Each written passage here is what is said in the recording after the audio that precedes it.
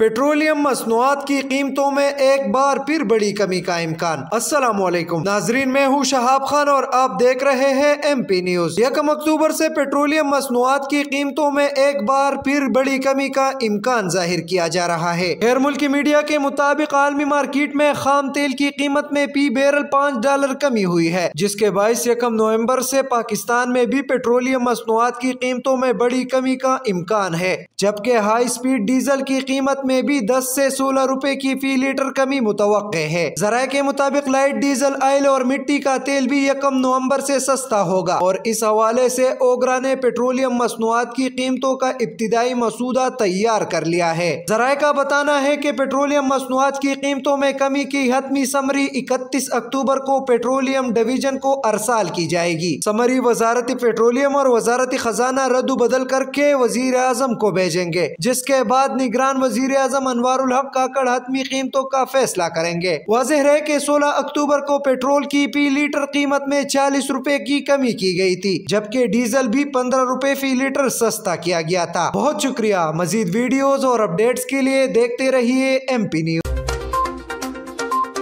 MP news सवाल समेत मुल्की और गैर मुल्की खबरें आप तक पहुँचाए सबसे पहले।